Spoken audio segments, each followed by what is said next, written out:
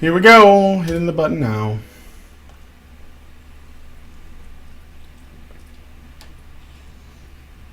Hello, everyone, and welcome to XxFirermahgerdden, the Rezerkening 420 YOLO swag chat number 43.69 XEX over 9,000 body types, or why can't I hold all these body types, or the number of body types is too damn high. I feel like I need to applaud you just for getting through that. Woo! I'm your host, Brian, and I'm joined by Bunny Blackwell right now. Allison was supposed to be here. Unfortunately, she's got a bit of a crisis, and it has to do with the Badger Cave, and she's on the phone with some people, so we'll see what happens. Hopefully everything will work out okay. In the meantime, first off, I guess I want to ask you guys, does it sound like ass? Because that's the main thing I want to know. Did this thing go to crap already, or are we doing okay? Yeah, 360 no scope. I knew I left something out. Damn it. So what we're gonna do is, as you can see, I have queued up in the top center, assuming everything sounds okay. Anita Sarkeesian's newest video, all the slender ladies, body diversity in video games. And we're gonna go through it. I know that Sargon did this a while ago, but he didn't give it the Badger treatment, so we're gonna do it our way. Hopefully, this will be entertaining, and before it's over, Allison will join us and give us an update on what's going on. In addition, just basically, watching Anita Sarkeesian videos, it's like there's a cringe factor for sure, but to be able to dissect them and point out all of the retarded arguments that she makes, not saying Anita's retarded because I don't know that for sure, but her arguments are retarded. That has a very therapeutic. I think there's a very therapeutic reward that comes from doing that. So we're going to do that. So, Bunny, how are you today? I am fabulous. I'm happy to be here. Okay. I'm happy to talk about this topic. You know, this is. I'm a gamer, and I don't talk about it very much because I don't want to be like pushing it in everyone's face. Right. I'm a girl gamer, you guys. I know. So I I'm hate that totally shit. qualified Oh to my talk God. about this. Oh my god! Because I As- actually, As a girl gamer myself. I know, Yeah. as a girl gamer myself, I know the kind of trash talk and abuse I get when I can't get good. So, Yeah. you know what I mean? Oh my Yeah. god. Well, let me So- ask you what kind of what do you play on, and what kind of games do you like? Well, I'm not on the sort of interactive end of things so much anymore because I'm just so freaking busy. Yeah. But I really like adventure horror. I really like straight up competitive fighting games. Oh. I like first person shooters. I cut my teeth on Unreal Tournament way back when, although of course I'm outing myself as super old. But so this is, and recently, I mean, of course, The Witcher 3 came out and it was phenomenal. And I've been sort of watching Overwatch, although I don't have the time. I can't get into it. I refuse to let myself because I know, I mean, I got shit to do. So, Yeah. Well, but I'm aware of it, right? yeah. I'm super competitive when it comes to fighting games. Yes. And were you an arcade rat? Tell Oh me you were an yeah. arcade- Oh yeah. Oh my god, yes. I was the guy when Street Fighter 2 came to arcades, okay? That was Oh basically my the first really big fighting game. I was the kid that walked in my local neighborhood and took everybody's quarters. That was Oh me. my god. So I was that Yeah. chick with Mortal Kombat 1 and Mortal Kombat 2. Yeah. I could come in with 2 quarters and be there all afternoon. It was like the best use of my money ever. Of course, I nearly failed school. So, you know, the arcade yeah. was like a No. block away from my school. Yeah, Street Fighter But, did that to me too. But yes, I was that guy. And then I'm really into on home consoles, tons of fighting games, Tekken, Yeah. Soul Calibur, Street Fighter, Guilty Gear, etc. So I'm very familiar with this. I will point out before I even start, Anita had addressed fighting game females in her earlier work. I don't know if you remember that. But she said that she didn't have a problem with females in fighting games because in her mind they were on equal footing with the men. And I was like, well, I guess you can't really make an argument against females in fighting games. But in this video, she does make criticisms of females in fighting games. It's just under a different context. It's not the violence against women context. No, it's the fact that their thighs are the wrong size or their waist and hip ratio is too appealing or some shit. Yes. Oh, they're not old enough. I think Dr. Ramlerkamp just asked who we main with. Who do you main on Mortal Kombat? I'm an arcade girl. Mm-hmm. So you gotta think, who do I main with? Mortal Kombat 1, I don't know. I'm really sneaky. I will watch my opponent and I will choose a character based on their weaknesses. I'm one of those cunts. Mm-hmm. So I really liked Sonya, but she was really easy to cheap out with the leg throw. Mm-hmm. So, and that was just obnoxious. I really liked winning with Kano, because some of his moves were a little difficult to pull off, and if you could do it, it was like raw, yes. That ball thing. Yeah. So some of his moves were hard. Raiden was just Cheezor, like he's Cheezor. Come on, you can just keep using your. I played with Raiden and Scorpion, but it was not because of like cheese or whatever. It was mainly just because I thought they looked the coolest to me. So do you remember in Mortal Kombat 1 Sub-Zero how fucking hard his moves were? Some of them were just with the button combinations, and then Mortal Kombat 2 it was like, oh, this is much easier now. Excellent. Yeah, okay. I think it's got to do with the fact that Midway, the company that made those games, they're here in Chicago. They where the studio was located was literally like a mile from where I live. And so I was able to go there and play Mortal Kombat and like their other things like NBA Jam and the other games they used to make, Robotron and Narc and all this other stuff. But anyway, so they didn't have a good grip on how the Japanese fighting games did their motions. That's why a lot of the easier Mortal Kombat ones involved things like back, down, or back, forward, really quickly. Those inputs were fine, but when it came to things like down, forward, those they didn't. For whatever reason, they had trouble with the coding of that stuff. So within the first game, with Sub-Zero, some of the partial J's just wouldn't always read. You know what I mean? Like J forward, J back. And it was really frustrating. But if you could do it, you got massive style points, right? Yeah. And I'm the first to say style points count. I'm going to be honest, they do, especially in a real life arcade setting. You don't want to be that nerds. Oh. Nerds. Nerds.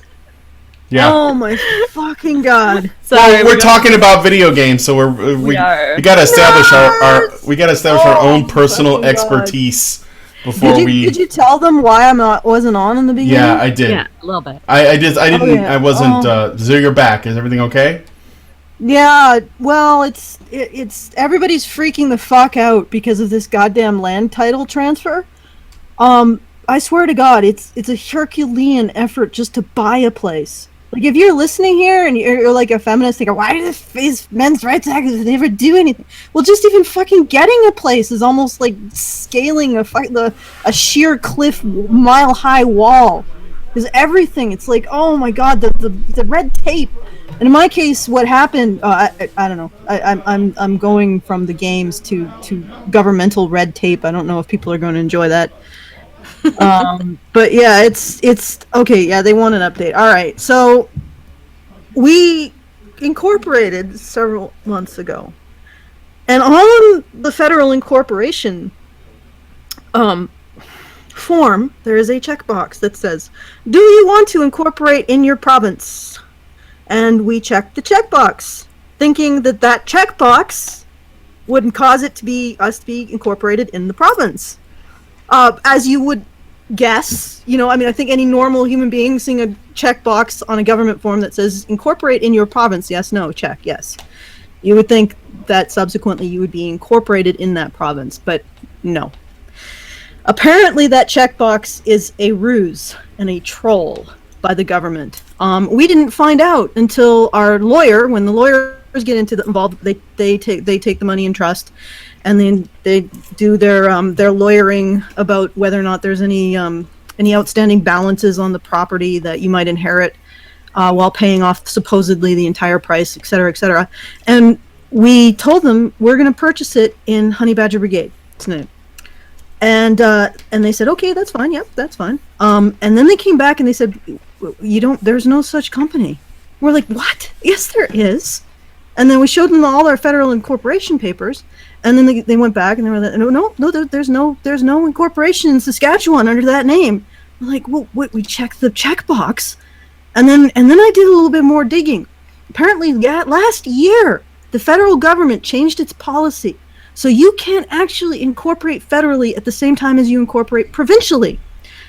Now, it would have been excellent if the federal government had updated its forms and actually taken away that checkbox, or even better, put a little warning in. Warning, when you incorporate federally, you are not incorporating provincially. No, instead, it changes all its policies and keeps its freaking online checkbox identical, so that you are led into a false sense of security that you have actually registered provincially as well as federally. And of course, a corporation cannot purchase land in Saskatchewan until it's incorporated in Saskatchewan.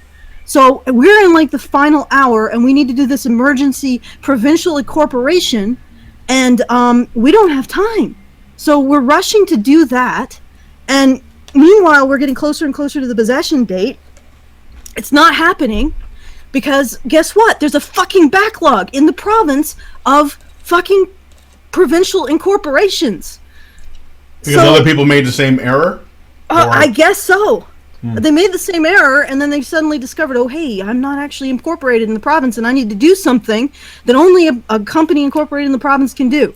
But or anyway, rather, more accurately, the state's error has caused essentially a pileup of people that are trapped in red tape. Okay. Yes, so we have a pileup of people trapped in red tape. And then our lawyer informed the seller's lawyer that we are trying to get our incorporated provincially, and then the seller's lawyer informed her that it could take forever. And then she freaked the fuck out, and she's like, I don't know if I'm going to go through with this purchase. And it's like, and then the realtor called me, and she's like, she's freaking out. They're all freaking out. Help. And so I'm here now. Okay. Well, I think I'm like, you know what? I will purchase it in my name and then transfer it over into Honey Badger Brigade if necessary, if it has to be done by tomorrow. I mean, it's probably a week to 10 days that we'd have to wait, but at this point in time, I just want it over with and done. This is enough fucking stress. And like I said, you know what? Whenever feminists go to a men's rights activist and say, well, why don't you have a domestic violence shelter for men? Just tell them how fucking difficult it is just to purchase a space, how stressful it is, how easily it can fall through, how much support someone just purchasing a space would need to have to do it. I mean, it's absolutely fucking absurd that they hold us to that kind of standard. When the government, if a woman was purchasing a space for a domestic violence shelter for women, the government would do it fucking for her. Ugh. Anyway. That's the odyssey of the land transfer lawyer red tape federal incorporation bullshit. Well, it'd be more fun if we all got trapped on an island of cyclopses and had to figure out a way out. At least there'd be something to talk about, not just the state doing its state thing. Yes. State's gonna state. So, for you guys who are watching, if you are running into problems with buffering, just try refreshing the page, or lower the quality, or back it back it up a little bit. Sometimes I do that when I'm watching somebody else's stream, and I notice that there's the buffering. The disgruntled Anon says, I'm annoyed the cave isn't getting its funding yet. It's a bit informal to make a base of operations with such a donation system. I just hope enough managers eventually donate. Okay. The donations they're fine. In fact, I wouldn't, you guys, you punched way above your weight. I don't know how to describe it. You guys, You went in the 11th hour and you made it happen, essentially. So I would not. There's no problem with the donation or the support, the monetary support aspect of this. It is purely fucking red tape. It's the government. It's the government. Yeah. It specifically, it is the stupidest, most fucked up. Why would you keep that checkbox on your fucking form and take? Why would you lead people into a false sense of assurance? Because if that checkbox hadn't been there, we would have known we had to fucking register provincially separately, and it would have been done months ago. But because that checkbox was there, it led us to believe that everything was sorted, and it was not. By God, it was not. So no, it has nothing to do with our audience, the people who supported us. In fact, you guys swept in on the 11th hour when the bank dropped the ball, and you made it happen. No, it's just the banks, it's just the fucking government, and it's just, we couldn't, like, for example, if I wasn't able to devote myself to this full time, Honey Badger Radio would have gone to a screeching halt because nobody would have been taking care, because Brian can take care of that aspects of it. I can actually go and scream my head off at the government, but in my own house, not actually at them because I'd probably get shot, but whatever. You know what I mean. Okay, let's go on with the stream. Your All right, update is you gotta join my side too, Allison. I put the link in there. Okay. And yes. We will take a look. But I was just answering. Mike threw in a little thing about mains, and I thought I would answer. In Street Fighter, I play Gen. Oh yeah. What do you expect master. from a feminist politician? Trudeau is to blame. Yeah, like getting the fucking cabinet at 50-50 is more important than not fucking over your goddamn corporations or your companies, small business. Fucking fuck. Okay. Why do you guys run into so much red tape trying to open up the Badger Cave? Because it's 2015. Okay, so we're gonna watch the. Oh God. We're gonna watch this video now. This is all the slender ladies, body diversity in video games, feminist frequency, and it will be talking mainly about fighting games and Overwatch and MOBAs. So. Yeah. Okay.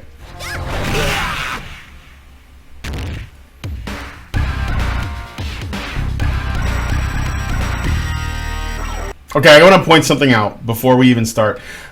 She uses this clip from a King of Fighters game, probably 99 or 2000 or 2001, one of the later ones, I think. And here it says, this is Mai, and she's sort of famous for her jiggly boobs. And she's saying, "You really can't complain about my shape, can you?" Now, I think Anita's using this as a basis of her argument. But it's important to point out something. The company who makes this is a Japanese company called SNK. They are notorious for having really awful English translations of what they're saying. I mean, really bad translations. Like, you've seen animes that have really bad translations, such as people die when they are killed. SNK has some of the worst ones.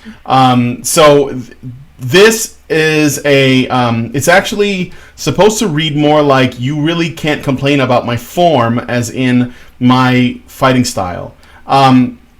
But the translations use the word shape instead. Now, that could have been intended as a double entendre, and I don't have a problem with, Mai being sexualized, because she is sexualized. But I'm just sort of establishing that it's also likely that there is a mistranslation too. You want to see some really funny ones? Look at the Samurai Showdown specifically. The English on there is so bad. Yeah, but I mean, I love that game, but the English is so bad, and I can't even tell what's happening, like what the story is, because the English is so bad. All right. Well, anyway, let's keep going.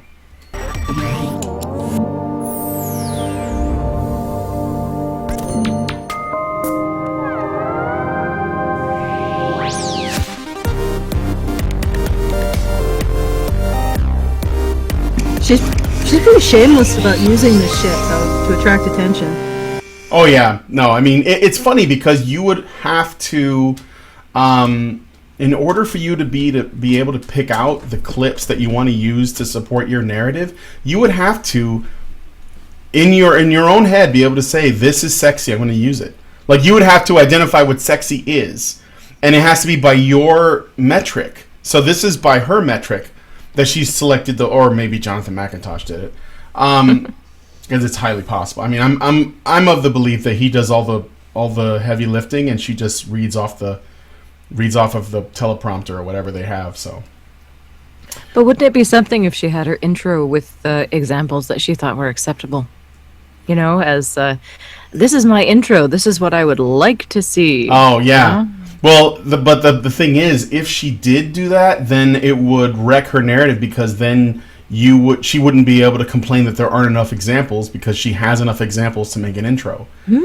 So she would need to show that which she is fighting against, and then downplay the stuff that she wants to see more of, even if there plenty of it exists, or there are reasons why it might be hard to find, which we're going to go into, because I've watched this video a couple times. So. At their annual BlizzCon event in 2014, the wildly successful game studio Blizzard Entertainment showed off a new game they had in the works called Overwatch. And from that first reveal, it was clear the appeal of Overwatch resided in its cast of characters, a diverse assortment of heroes, each with unique traits and abilities. All right, I'm pausing. I don't think that we will have problems with Banana, but I'm pausing also to explain something. It's important to point out that Overwatch just came out earlier this year, 2016, and Anita just made this video very recently, and she's not drawing attention to the game as it is released. She is drawing attention to the original trailer from 2 years ago. Of course, that means that the game wasn't even close to finished yet. So there wasn't as much to show. So I'm just pointing that out because this is important, because this is what she uses for her narrative. The roster revealed at BlizzCon included men and women, sentient robots, and super intelligent gorillas. However, for all the apparent variety and diversity in the heroes Blizzard showed off at the game's debut, there wasn't much diversity to be seen in the body types represented by the female heroes. The male characters introduced that day included the towering knight Reinhardt, the sturdy engineer Torbjorn, the agile archer Hanzo, and the hulking simian scientist Winston, among... Winston's a gorilla. Does Winston represent men? Because Winston's a gorilla. Can we go through those options again? Because Yeah. I want to actually count which one actually represents a human male. All right. Well, Reinhardt is represented by the female heroes. Okay, The male characters introduced that day included the okay, so towering- I'm guessing does he have can he take that off? That's a power armor suit. There's a man in there. So Okay, but how the fuck would you know? That's not a body type, it's a power armor suit. Okay, next, wrong. Not Reinhardt, human. The sturdy engineer Torbjorn. Is that a Dwarf. dwarf? all right, Yeah. no, not a dwarf. No, but Swedish. He's Swedish? He's Swedish. But the Torbjorn body type is sort of. I mean, I think the idea that somebody would look at that and say that's a dwarf, that's on purpose, because he's he's got some Gimli going there. Yeah, Huh. he like builds things, and he's short and he has a big old beard. I mean, Okay, so possibly human. Let's go to the next one. The agile archer Hanzo. All right, human. Mm-hmm. That's and the human. hulking simian scientist. And a fucking gorilla. Harambe. Okay. All I'm saying. dicks Okay, out for okay. Winston. Archer Hanzo. Yep. And the hulking This might explain some stuff, Anita. Mm-hmm. You have failed to identify what you can actually reproduce with 2 out of 4 times. Congratulations, Anita. You are a fucking genetic dead end. You cannot reproduce with power armor or gorillas, I presume. Maybe you've tried, but it's just not going to happen. So I think this might explain some shit about Anita. I don't know. I'm just putting it out there. Just But I mean, I think that she's doing this because obviously she needs to spin it. Like, it's a gorilla. There are no human males on Earth that have body types like gorillas, I hope. And I mean, that includes people that, get compared to gorillas, like the actor whose name slips my mind right now. Oh shit, he was the guy from Hellboy. Anyway, Ron Perlman. He's a bit. Ron Perlman, yeah, yeah. he's a little. He's got an interesting face. Something a sculptor wants to make, but the guy is not. He's not a gorilla. So, well, anyway. So this is just for her narrative spinning, because she wants to show extremes to make her argument. so apparently men are allowed to be body armor, gorillas and men. So yeah, And lots of diversity there. And Swedish midgets, Yeah, dwarves. Swedish midget. Okay, all right, let's continue. simian scientist Winston, among others. The 5 female characters introduced consisted of the slender adventurer Tracer, the slender healer Mercy, the slender support character Symmetra, the slender sniper Widowmaker, and the slender but well-armored security chief Farah. Alright, so she points out that these were the female characters introduced and that they were all slender. It's funny because in her example, she shows more females than males, which is something that she was calling for in another video, where she was like, there should be more women characters in video games. Blizzard has bent over backwards and around and backwards again, like some kind of fucking cinnamon roll, to try to give these people diversity in race, diversity in the number of female characters, diversity in types of female characters. Yeah, tracer pose. And they tried to they changed the tracer pose, although I think that they kind of gave them a big fuck you when they did that. That was so good. Yeah, and they gave him Zarya. I mean, Zarya, she's going to show later on, I feel that Zarya was made specifically to shut up social justice warriors. She's like a muscle-bound Russian with pink hair. So, I mean, she's got pink hair, you know. And isn't there like that Inuit chick who's sort of stockier? Oh, you're talking about May? Well, you know what? We'll get to that. May is from, I think she's from Nepal or something. She's from the cold part of China, but...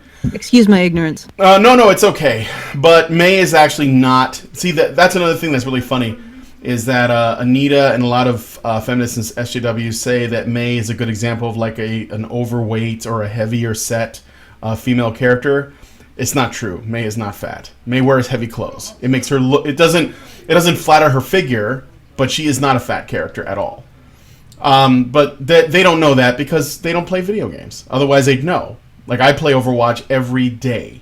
So I know a lot about it. But anyway. Yeah, Nepal might not be China. I'm not sure that that's where May is from. Sorry.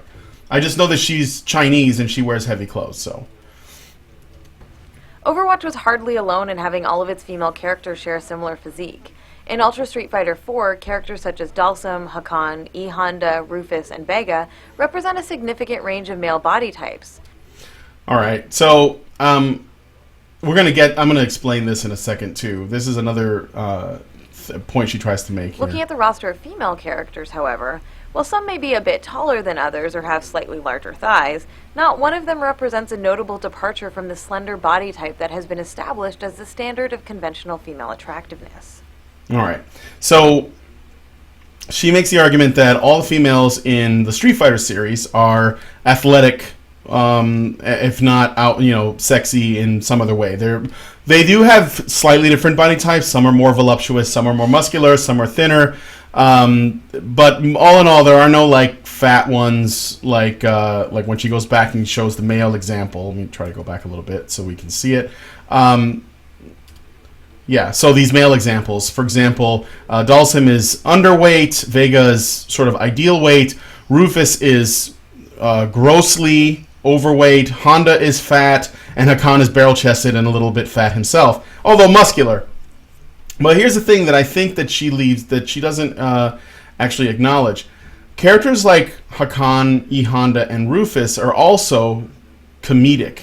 They're actually really, they're really over the top, and they're kind of made to be really silly. I mean, he's Turkish, and his skin is red, and his hair is bright blue, and it looks like donuts. And the guy oils up, and there's actually like a meme about oiling up on the internet. It's based on Hakan's line, "It's time to oil up." The characters are, I wouldn't say that they're joke characters because they actually do function in the game. However, they are characters that we are supposed to laugh at. They're a little bit silly. Like Honda is an exaggerated Japanese stereotype. He has this face that looks like it should be one of those ink prints. And he has like this face paint, and he's very, very patriotic, but they're all very gregarious and hilarious and stuff. And the thing is, the problem with the problem with this design, this reminds me of when I was talking to Jaffe. You can totally do that with female characters and make them funny.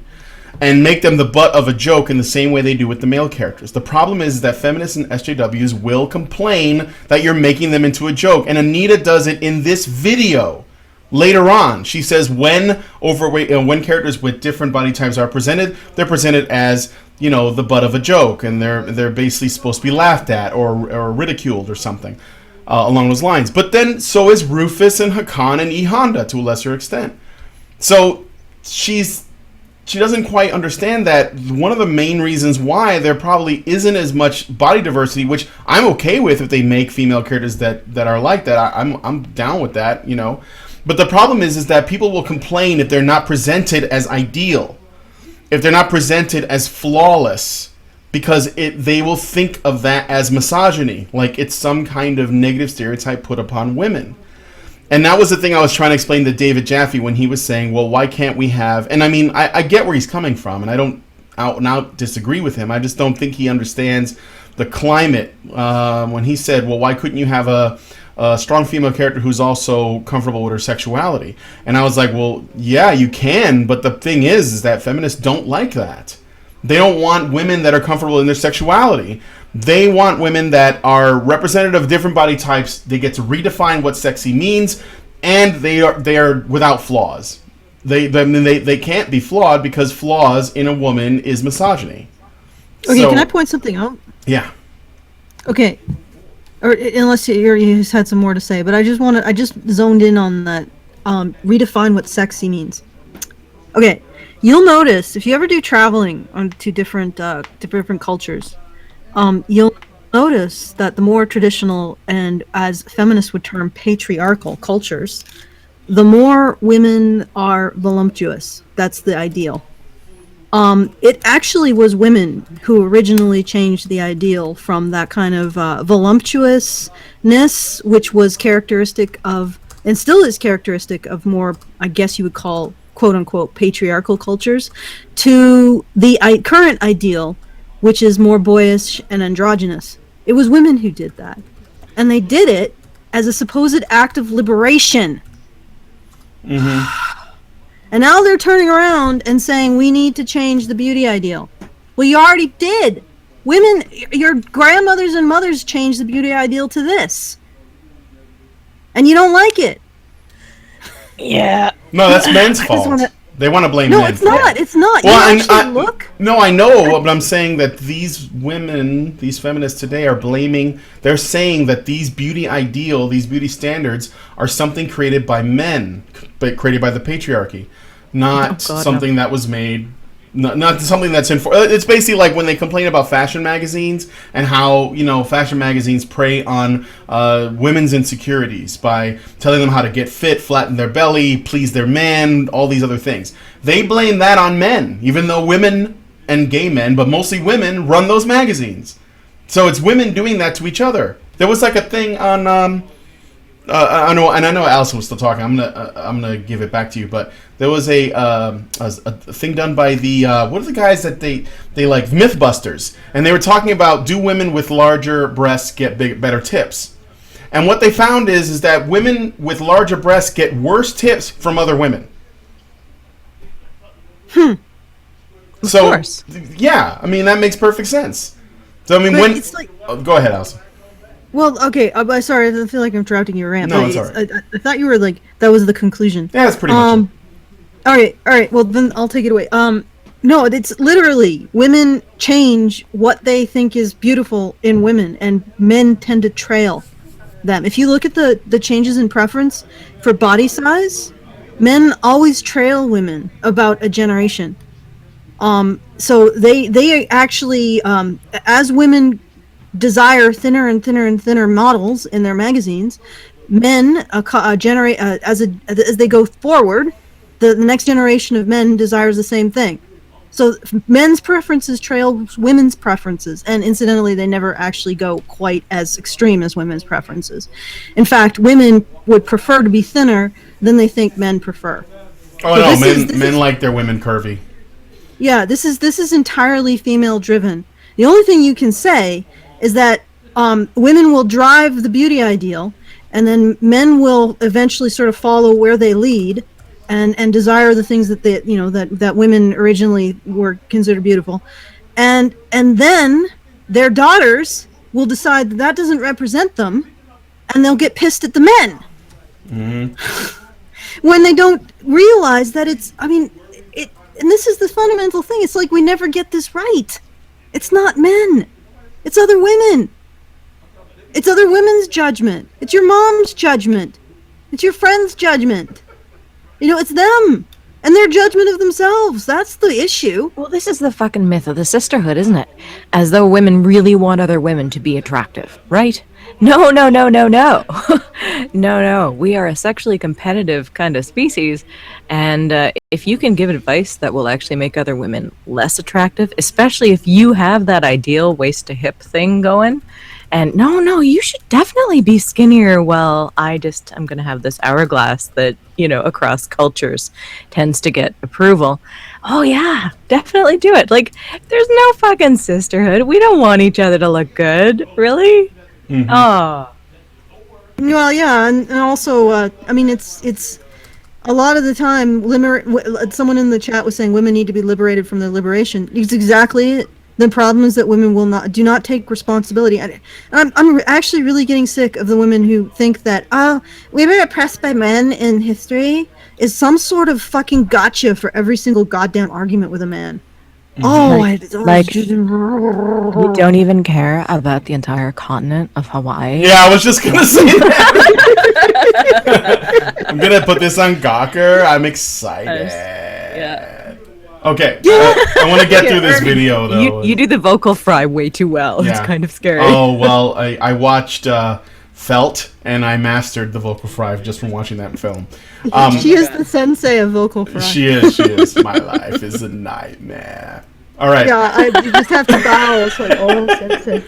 Teach me your wisdom. Yep, it's true. Let's Okay. go. More. I just appropriated Japanese culture. More Princess Funsucker. Okay, let's do it. Looking at the roster of female characters, however, while some may be a bit taller than others or have slightly larger thighs, not one of them represents a notable departure from the slender body type that has been established as the standard of conventional female attractiveness. Oh, one other thing too. This is a fighting game, and people like when you play fighting games, you expect that the majority of the characters are physically fit, because if you watch a fight, typically the people are in good shape. People who are not in good shape won't last as long. Players that play these games, they do expect that. That's one of the reasons why characters like Rufus seem so out of place and ridiculous, because they're really overweight. There's also a character in Tekken named Bob who is also fat, but for some reason he's one of the fastest characters, and that's actually part of the thing that makes him funny, because it's so ridiculous. He kind of reminds me of Sammo Hung, who's probably an exception when it comes to overweight fighters, I will admit. But that's another thing you have to sort of consider. So, but Anita's not going to. I mean, typically though, when people play these games, they're expecting the character's going to be in really good shape. Has anyone watched the Olympics? Like, Yeah. this is what people look like Yeah. who are athletic. It's Yeah. Beach volleyball for the win. Just saying. And typically, when it comes to fighting games, the characters in the rosters are the best in the entire world. So they're like world-class warriors. They're That going to means go that, after the Olympics next. Yeah. They're going to go after Oh. the Olympics. Not enough fat representation in the Olympics. yes, we need more fat hurdle sprinters. So Do not take my butts. Leave my butts alone. Seriously. All right, let's keep going. Now she's going to go into I don't know about this crap, but Similarly, when we look at the champions on offer in the hugely popular MOBA League of Legends, we see the designers employing a wonderful range of body shapes and proportions across dozens of male characters. From the classic... Whoa, go back. I'm sensing a theme here. Go back. These are the Are male any of them characters? human? Like, okay. These are body okay, all right. So we got an amphibian. Some sort of... What is this? I This is don't- like I a don't- Swamp thing. I don't know. swamp thing? An ape. A cat. And what looks to be a cyborg. Mr. Freeze. He looks like a dentist zombie. Yeah, But that's I don't awesome. I don't play. This is the diversity in male bodies. Yeah. Are they male? I can't. They are supposed to be male, but this goes back to my original point. If you were to make female characters ridiculous, laughable, grotesque, frightening, or just completely inhuman, I don't have a problem with them doing that. They should be able to do that. But feminists will not be happy with that. They will complain. because they don't want women represented in a way that could even be perceived as negative, because that's sexism. They're actually creating the thing is that they're making it harder for people to come up with original ideas because they are policing ideas. Okay, I need to come up with a new rule for Anita. If you were to wake up after a night of like mind-blowing sex with one of these creatures, would you scream and pass out or run the fuck away? If that's the case, then they are not representing a male body type. Mm-hmm. Like, seriously. Like, could you imagine waking up next to the fucking, I don't know, the zombie dentist? It's like, maybe. Okay, all right. You're officially out of that question now, Glenn. Okay, how about the crazy Cheshire cat thing? Like, seriously. I know, he's awesome looking, though. He's like a little he's mad awesome scientist. looking, but really would not, does she not apply any kind of logic? Like, if you don't think you could successfully breed with it, how can you include it as a male human body type? I know that sounds really odd, but it's like no, it's not, this is what Anita. These are what Anita considers. Like, this is what Anita considers sexually attractive in men: an amphibious frog being, some sort of swamp creature, an ape, which is this is starting to be a trend here, Anita. Mm-hmm. A Cheshire cat and a zombie dentist. This is what Anita goes out into the world and seeks to find to bear her or to sire her children. Like, what the fuck Okay, is oh my that? god, you're too funny, also. By the way, the cat's freaking me out because it has human teeth. And I know he has too many teeth. They're like men. They're and the more you teeth. stare at it, the more teeth you see. I swear. But what I was going to say, to Brian's point, is you're exactly right. There's a reason why female characters don't tend to be made into monstrosities the same way. And if they are monstrosities, they are definitely the villain, right? Like Ursula. Yeah. Yeah. And speaking of which, so more body diversity in characters. Yeah. Well, we had Ursula, and there was a massive feminist outcry. Mm-hmm. So, because she was a plump little dumpling, and she was a villain. What are they trying to say about fat chicks? Every time I saw Ursula, I always thought of Dame Edna. I think Ursula was based on Dame Edna, but that's just my theory. Like Dame Edna mixed with Eartha Kitt in the sort of mannerisms. It was fabulous. And Cthulhu. But of course, Cthulhu's everywhere. Erlia. But no, you can't. You cannot. In my experience and observation, and I'm talking comic books, and I'm talking video games. I'm talking movies. Female characters, you have to walk on eggshells about how ugly you make them, how inhuman you make them, how in Stephen King wrote a book on the nature of horror and the visceral aspect of it, and he talked about abjectivity, right? And how abject you make female characters, because it turns people off. And that's in a visceral level. And then you've got the added level of the feminist rhetoric. Well, what are you trying to say? What are you trying to say? It's why, could you imagine having, so the character in Mortal Kombat who uses the Drunken Master style rate, his name escapes me because he was one of the later editions. Oh, yeah. I know what you're talking about. Bo something, I think. Yeah. Anyway, you could not have a female equivalent. No. Because he is sloppy, he's slovenly, he's rude, he's drunk, he's fat, and I don't know, I find him funny to watch, But you could not have a female equivalent. It would simply be too offensive to the sensibilities. Yeah, exactly. That's my point. And I was trying to get across to David, because he was saying, well, when I showed examples of it being done well, I was trying to show examples that the only ones that were allowed. And yeah, I mean, the problem is that if you, as to what you were saying, it reminds me of something called it has a specific name. I want to say it's the Galbraith paradox. That's it. And let me see if I can find it for you guys because it's I think it's important. Okay, if But- you're looking that up, I No, can. I have it. I think okay. I have it. No, I have go a ahead. What were you gonna message. say? Yeah, go I ahead. have a message from Bill C, who sent me a message through Skype. Allison, I know you're doing the show, but I want to point out that while it's still alive, Anita is cherry picking these characters. There are female monster characters in League of Legends. Anivia is an ice phoenix who's female, and then there's another female monster that I don't know the name of, who's supposed to be from like the Netherworld. So there are also female monsters. So apparently, why she couldn't narrow this down to things you think you could actually reproduce with? Yeah. I don't know. Clear. Oh, Bo Ray Joe. It just occurred to me. Okay, go on. Yeah, Okay. that's right. All right, so here's the Gallbrush paradox. Okay, so this was basically coming from a conversation that was on YouTube, so I'm just going to read it.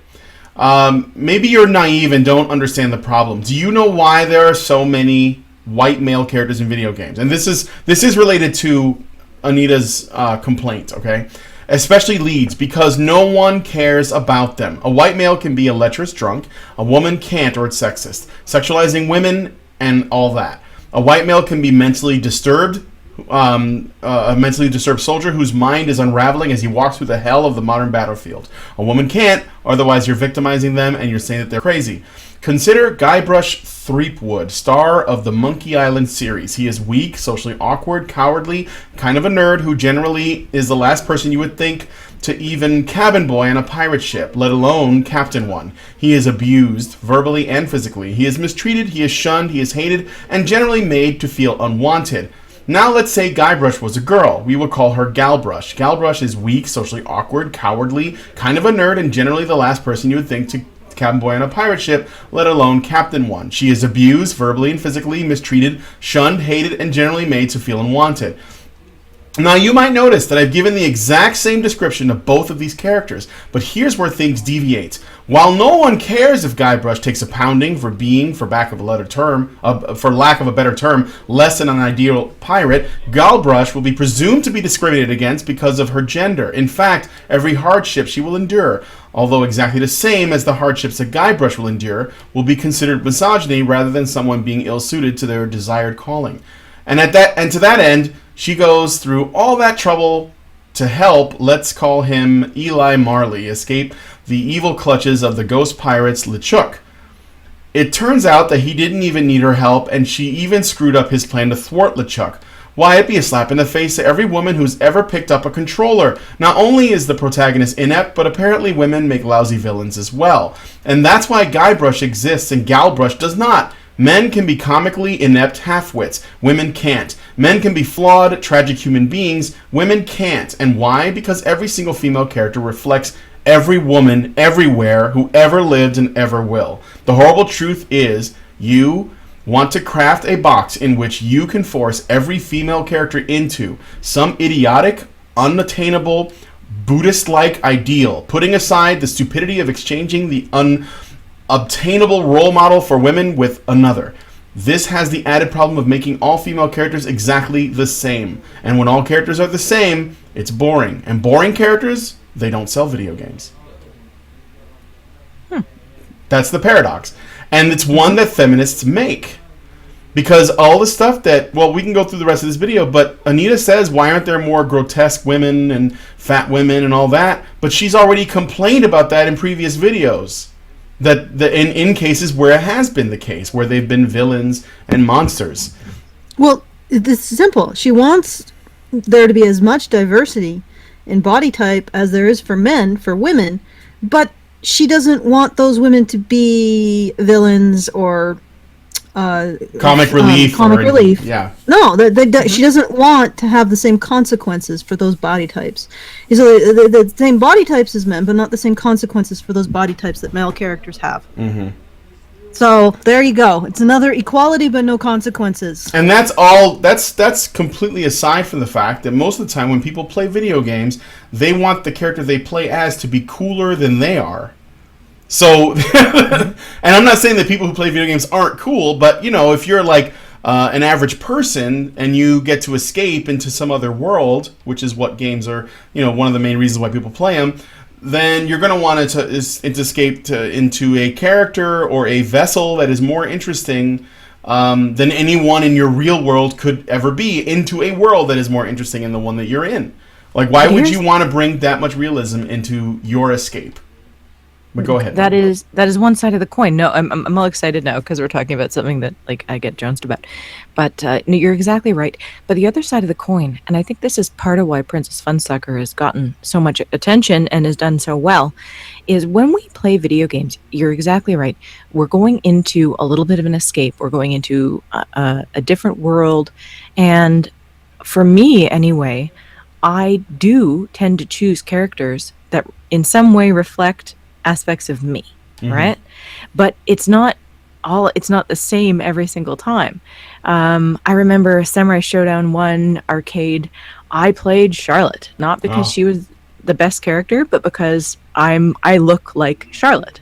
I'm tall and I'm very Celtic-y, Germanic-y looking, and I played Charlotte. But you're getting into body diversity types, and Samurai Showdown, I think, the original one is such a good example of this, because you're going to put Charlotte and Nakaruru next to each other and tell me that they're exactly the same body type, really? No. Oh my God, you're such an idiot. No, I'm wondering, has Anita ever actually, I don't even think she enjoys video games. I don't get that. No, she doesn't. You know what I mean? She's admitted it already. That we know she doesn't like them, Oh and my God. and it's not. I mean, it's not like most people who criticize this medium. They don't actually play the games. They're not part of it. They're just people on the outside that are looking at. It reminds me of the Count of Monte Cristo. In the Count of Monte Cristo, the two main characters, Edmond Dantes and I can't remember the name of the best friend who turns out to be the villain. The villain was very rich and he came from noble blood, right? And Edmond Dantes is like a really poor man that had nothing.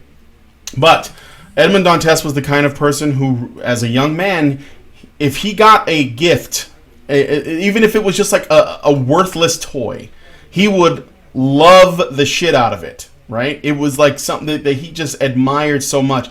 And the rich guy, whose name I can't remember, Danglars, I think, maybe, I don't know, but he would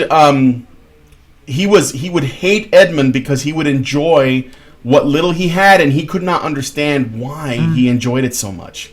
And he could have anything he wanted, but he was less satisfied with that, and he was even less satisfied with the idea that somebody else could enjoy something smaller. Imagine being someone who doesn't play video games, that doesn't actually like video games, and you see an entire community that is just enthralled with it. They love it. They know it inside and out. They can recite, like you were talking about Samurai Showdown, and that was, that's like something I used to play the crap out. I was a Yagyu Jubei player myself, and people would, we could geek out about it, and someone on the outside would look and they'd say, what's so special about that? Why do they like that so much? And then they might look at it and it doesn't resonate with them. But rather than say, well, that's not for me, I guess that's just something that they like and that's fine, much in the same way that I might say about someone who's really into sports, I won't shit on them for that. I'll just say, well, you're into sports, that's cool.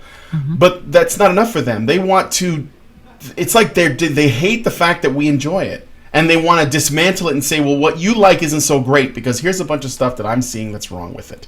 It's like your parents. It's just fucking weird. Yeah. It's anyway. No, I think you're exactly right.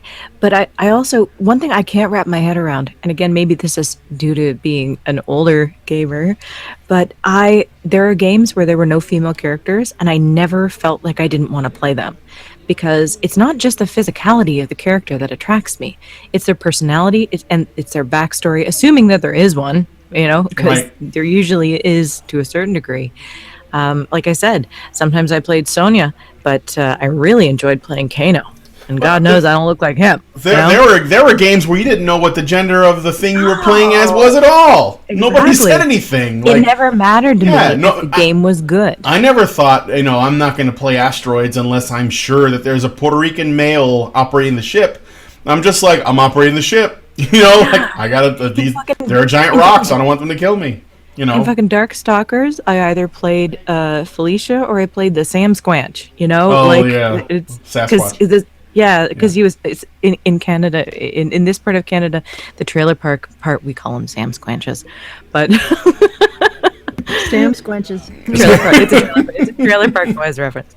But I certainly didn't play him because I felt like I needed to look like him. It was because it was funny, and if you won, the little baby was cute. It was adorable. Come on. Speaking of Trailer Park Boys, if you ever listen to one of your podcasts, you will understand Honey Badger Radio.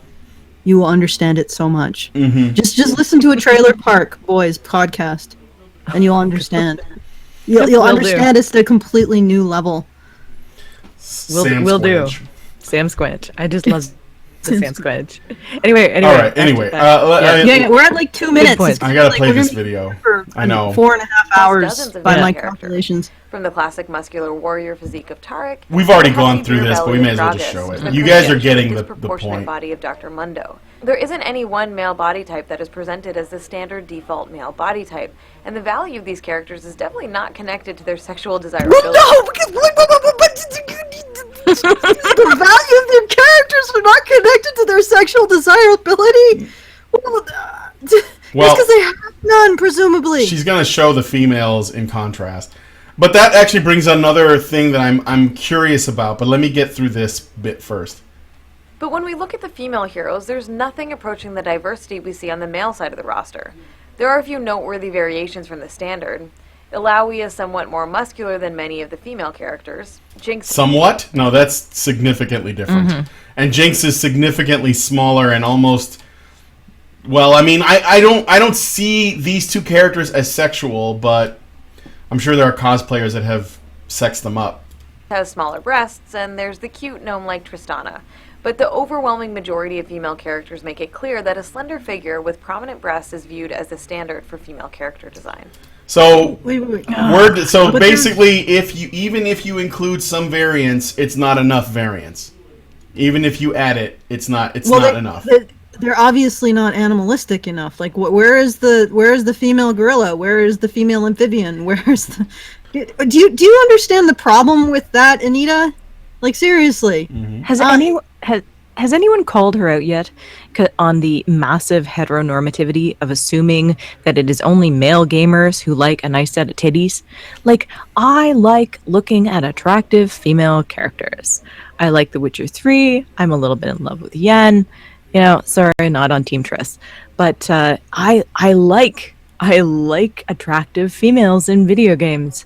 And why, how is none of the queer community calling her out on this and saying, whoa, are you saying that only male gamers? Well, they probably are, and they would if there were comments enabled for the video.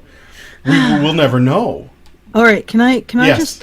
just something occurred that sort of disturbs me. Are there no, actual male characters in this game?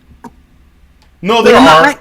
There are. No, but where are she didn't include an actual human male. No, she didn't. Well, at least not really. But there are some.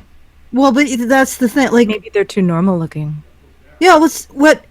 Why aren't there human males in this game? She just completely omits the fact that we apparently don't value just normal male physique enough to just use it to the same degree as we use a female physique. I can tell her if she wants to see, if she wants to see a culture that definitely, did the whole sexy men versus women thing, go take a look at some Roman art statuary of the time, from the Roman times.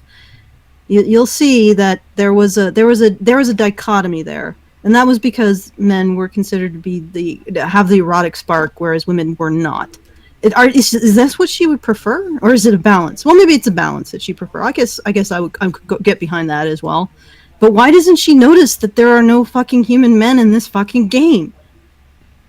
Well, there are, but she won't show them because it doesn't support what she wants to drive home, which is the fact that the atypical male characters, there aren't a proportion. There aren't an equal number of female characters that are like that. That's the argument that she's trying to make. Although she does undermine it a bit when she says, "Well, there are these three characters that break from it, but only a little bit," which is just there wasn't one male character in her. Oh, look at all of the all of the body type variations. You mean all of the animals who happen to be male. Except for, I don't know if Swamp Guy is actually, really good looking. Cheshire Cat face. Male body types. Right. I walk down a street in the city, I don't fucking see amphibians. I don't see Cheshire Cat creatures. These are not average human male body types. This entire thing is fucking ridiculous. Where were the men? If they were in the game, why didn't she show them? Let's put the depictions of the quote-unquote average guys up, and let's see how close they resemble the average guy on the street. Shall we? In the same way that we do with women. Yeah, and even, why is she showing me animal things? Those are obviously not human. Mm-hmm. Unless you think, you look at this thing and you can say, okay, yeah, I could probably have kids with it. Do not include it as a male body type. I love that so much. Do not include it as a male body type. Here's another thing, too, though. How do we know for sure that those are male? How do we know that they aren't, that asexual? That was my point. Yeah. I don't see any moose knuckles anywhere. How do I know? Okay, this is, when they asked me about having sex with a cartoon, this was a criteria, okay? Yeah. If you got pregnant, would you be terrified of giving birth? Yeah. If any of those things, Anita, got you pregnant, would it be like The Fly, the gynecological exam during The Fly? You're like, I want it out now. If that is the answer, then they don't include it. Do not include it. It is not a human male. If you don't want him to send you his proboscis pics through Tinder, then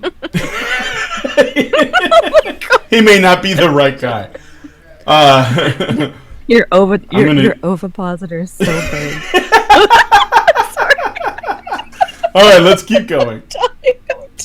Likewise, in Dota 2, male heroes can be handsome or comical, outlandish, my God! or grotesque, while female Can we heroes go back?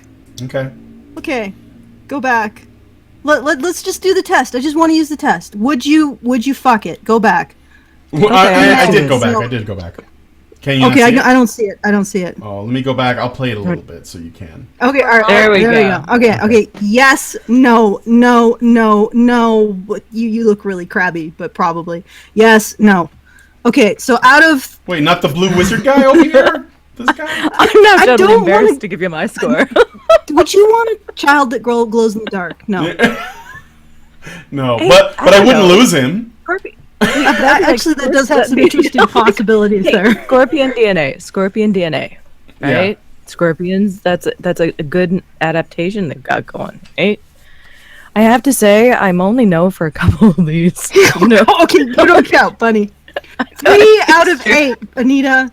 3 out of 8. The rest are not male human body types. Okay. No. And number 4 is pretty much only a no because the orthodontic bill for the brat would be astronomical. Okay, so you're not included in this. I don't know. The guy in the lower left looks like he probably spends a lot of time fighting in chat rooms. He looks like a cabbage, literal human cabbage. The glowing is just okay. And it's fabulous. The second from the left on the bottom is also Jesus fucking Christ. He's a bit intense. Yeah, he's way too intense. But this is like Orlando Bloom. But this is an action. This is like an action game, though. He has to look like he's ready to kick some ass. So yeah, but that's just off-putting. It's maybe a slight sense of humor. Oh yeah, he's one of those guys who says people think I'm really intense. Yeah. It's because I say what I think. He's one of those that you back away in a coffee shop. Okay. He's a no-nonsense kind of elf. All right, well, let's look at the... Okay. Let's look at the female. So, Yeah. 3 out of... outlandish or grotesque, while female heroes are Okay, most... stop. Okay, yes. So 8 out of 8. Well, I don't know about the what is that? seaweed thing? Seahorse lady. But they all look bangable. Yeah. So what I don't know. Sorry. Top row, second from the left, looks a little high maintenance. Those streaks. Yeah. I don't know. Assuming those are streaks and not a cloak. I don't know. But she looks a little high maintenance. I don't know. Okay, you're quailing at the high maintenance, but the living dead is okay. Yeah. Well, they're low maintenance. The undead, that's fine, but just she looks like she's a little high maintenance there. No, She's gonna steal my shoes. I can tell just by looking at her. No, like no. You don't take my makeup. No. Well, but the point is that out of the men, only 3 actually looked like men. Really, It's true. Yeah. The glowy guy, I guess, if he wasn't glowing. But these all pretty much look like women. You know, they look like something you could reproduce with. Not me personally, but you know what I mean. yeah. So it's like only 3 out of 8 male characters do they even care to maintain that kind of sexuality, like even have their sexuality even be part of their identity or their part of their character. I don't think that's. I think this is not saying exactly what Anita thinks it's saying. I mean, women always have to have sexuality as part of their character. Well, that's probably because we value them more, whereas we don't value male sexuality as much. Well, So they have to have.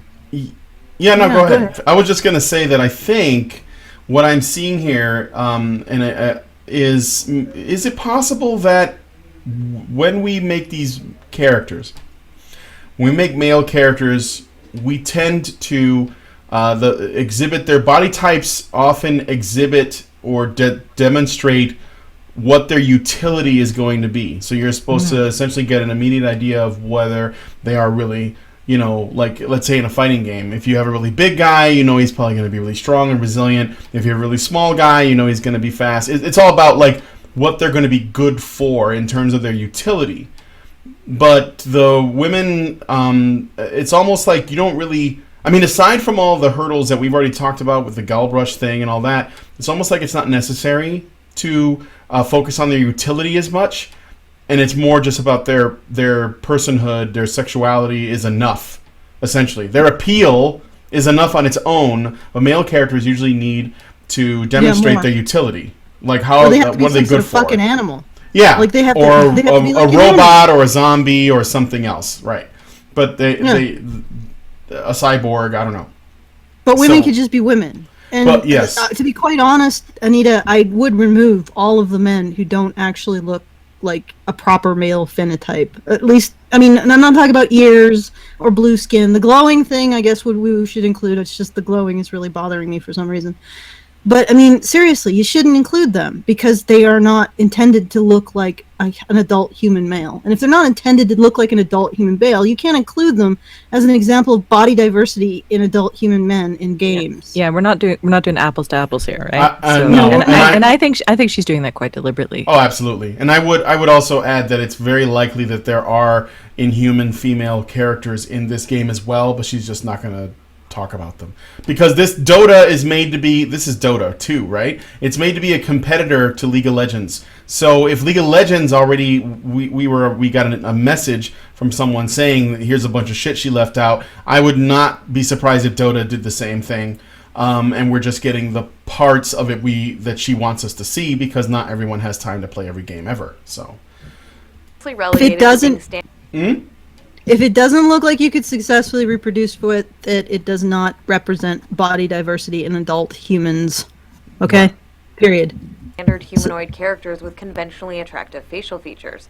Where are all the And female incidentally, every male that actually qualified for that in the first thing that she showed was attractive. yeah, Except for the blue glowy thing. I don't except for the glowing guy. Let's hear into the that. glowy guy. All right, this is where she undermines her whole thing. features?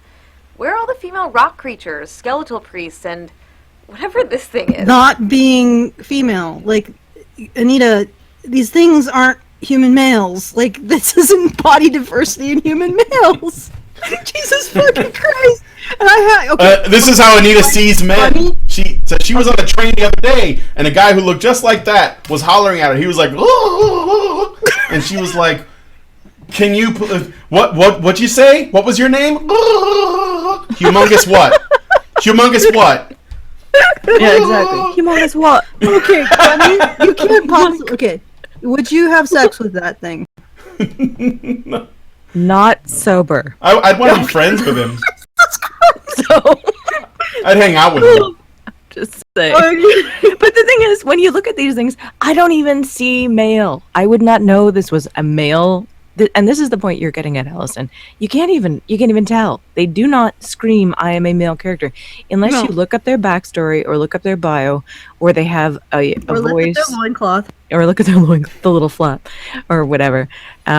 You wouldn't necessarily know that they're male. And even in terms of voices and such, can you tell a female lion from a male lion? How about a female Morlock? Exactly. There you go. See, right.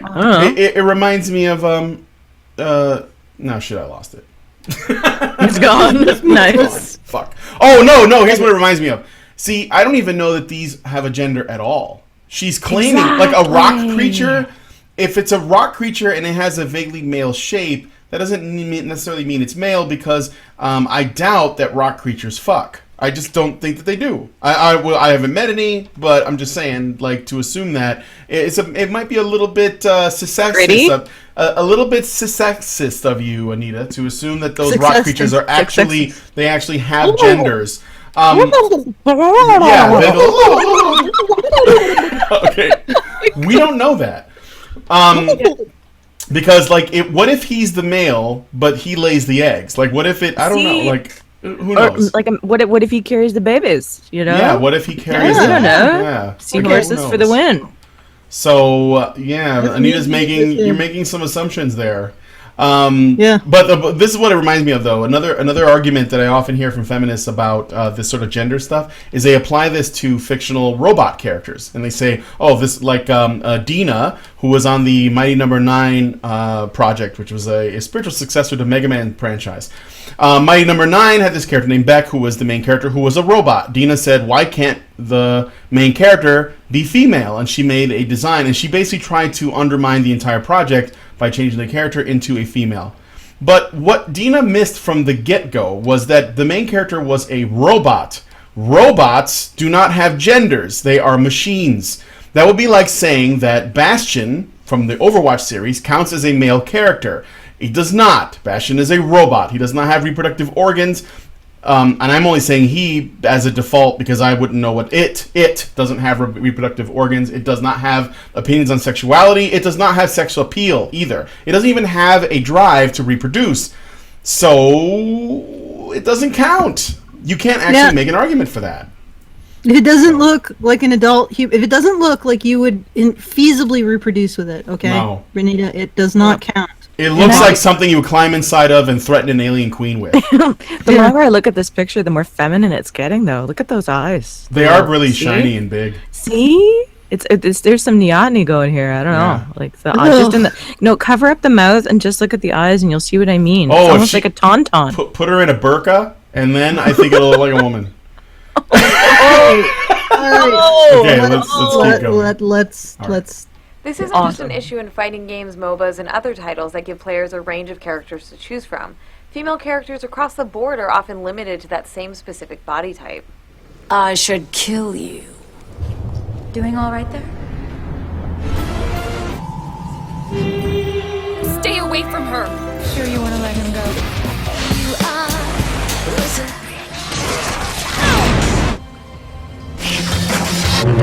And this guy wants me to trust him.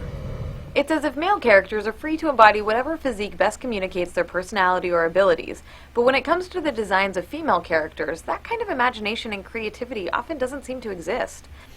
That's because they're idealized. That goes back to what I was saying before. I think male characters are designed with their utility in mind, especially when you are choosing from a variety. So, like if you're playing a game where you get your choice of multiple characters, they usually imply the utility of the male characters in the design itself. But if you're playing a single-player game that has a male or a female, usually they both will default to some sort of standard, generic, healthy-looking male or female, idealized, like Allison said. I would totally play a chunky monkey character if she was a good character and was funny, because those are kind of my criteria. Do you have a decent move set or play set? And do you make me smile every once in a while? Mm-hmm. But there isn't a lot of that because, of course, you can't necessarily make fat female characters that funny. No, then because they're that jolly, would be offensive. right? Yeah. Yeah. There was This is such a non-issue. Like, ultimately, this is such trivial bullcrap. It is. There was this old fighting game called Fighter's Instinct, which is actually kind of obscure, and I used to play it, and it had some of the best female characters, Japanese game. One of my favorites was the female character, I forget her name, but she was like a wrestler, and so she was built like a really muscular bodybuilder, and she was also humorous and over the top. And then there was the main villain, who was this old woman, like a crone, and she was the final boss. She was super evil and also one of the best characters in that game. So, but again, you probably would never see another Fighter's Instinct today because people would deem it offensive, even though back then nobody cared because people like Anita weren't paying attention to video games. So. Rather than seeing such an exciting range of female characters, we mostly get the same body type over and over again, one designed to be sexually appealing to the presumed straight male player. This reliance on the same body type for oh my god, that sound of her voice. Oh, the straight male player. Oh god, punchy, punchy, punchy, punchy, punchy. It's harmful. It links our values punchy, player. Here's the crux of her thing, so this is probably what will open up a good chunk of discussion. She's doing the crux, and there's like another 4 minutes. Oh, okay, Yeah. just do the crux. This reliance on the same body type for so many female characters isn't just boring, it's harmful. It links our value as human beings within the culture to our desirability to men, and it reinforces our culturally influenced ideas about who gets to be considered desirable and who doesn't. The problem is exacerbated by the fact that when we do see representations of women with different body types, they're often presented as a joke, as in Fat Princess. See? Okay, but the men are also a joke, idiot. So, Anita is saying that video games reinforce what is considered standard beauty, and if it wasn't, if I guess in her mind, if video games had more unattractive and overweight and inhuman and old characters, then we would find them more attractive? Because it would, you wouldn't. No, we wouldn't. No, that wouldn't happen. If you surrounded us with more ugly, it only makes us appreciate beautiful more, I think. Yeah, So- it would. It wouldn't solve any kind of problem. Wouldn't. Is there a problem, even? No, I don't even think there's necessarily a problem. No. And really, if women want to go back to, I guess, a more quote-unquote patriarchal body norm, then let men make the decisions for a couple generations about what's beautiful in women. And you'll find that we move a bit back towards what you know, like what India considers attractive. What, I don't know, like other cultures, like in the past, have considered attractive. Milkmaids. Milkmaids. Okay, apparently milkmaids. Well, no, like the healthy, outdoorsy, buxom, but not fat. We right? definitely still find that attractive. No, it's the milkmaid Yeah, thing. It's medieval songs in Europe were all about the frickin' milkmaids. It was like the thing. Let the straight madmen control advertising again for a couple generations, and the beauty ideal will become a little less, androgynous, skinny, Coat adolescent. hangers. Coat hangers. It'll move away from there. Just let the madmen back. But no, they're all sexist pigs. Fat Princess is a great game, by the way. Further It's fucking pathologized awesome. and presented as a twisted transgression of the established feminine ideal, as in the case of the evil lesbian psychopath Joe Slade in Dead Rising. Let's see just how shameless you are, you dirty little skank! Is that Randy Harper? Did she get into a game? Say hello to No, not again! When the majority of women... See, now, that was meant to be funny. There's also a character in Borderlands 2, I believe, that operates a garage, and she's a really large woman as well. And there's another girl in the same game that's really, really small. And both are popular, but they're also humorous, and, they're made to be the butt of the joke. Male characters in the same position would be the same. In fact, they're probably more often that way. But Anita has a problem with that. So even when it's done, it's not done in the way that she wants. It's impossible to please these people, and yet developers like Blizzard, they keep trying. They keep trying. See, and I find it so interesting, and this sort of goes outside video games, but how the narrative can just be flipped to suit whatever you're trying to present. Because in this situation, you've got a heavy, overweight character who's a psychopath and blah, blah, blah, and that's bad. But you watch Orange is the New Black, and you've got overweight, psychopathic bitches in there too, and they're fucking heroes, aren't they? Right? Because they're empowered ladies. Oh, So, for fuck's sake. well, which is it, right? Oh my god, that feels so familiar. Ah. Yeah. Because I get into this argument Yeah. because my favorite show has two characters, one male, one female. Both could be arguably seen as narcissistic sociopaths, depending on how you interpret their actions. And when I interpret the female's actions as being narcissistic and sociopathic, everybody gets on my case that I hate women. And I'm like, no, I don't hate her as a character. I just think she's a psychopath. In fact, I'm fascinated about the next fucked up thing she's going to do. And the same way I would with a male villain. It's not because she's female, it's because of the fucked up shit she does. And they just can't, they want people to not just like female sociopaths, but not recognize that they're evil at the same time. Like with a male villain, you recognize, you enjoy the villainous character, you enjoy seeing what he's going to get away with, all his plans and all how he fucks people over. It's like vicarious, and it's not like you agree with what he has to say. He's just compelling. There's a certain way you can make a villainous character compelling. Yeah, you can love to hate him. Love to hate him. And you can do that with female characters too, but they they'll say, well, it's just because you're a female that you feel this way. And it's like, no, it's her actions that are villainous, and I can love to hate her just like I'd love to hate a male villain.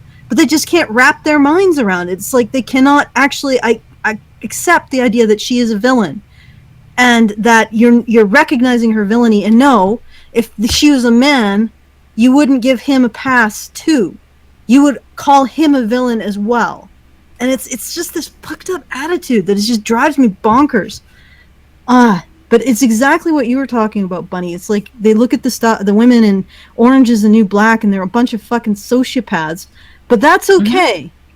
That's okay because, I don't know, something, girl power. They hug sometimes, and it makes it all okay. And sometimes they sing songs and play in the lake. Despite the fact that they're all convicts.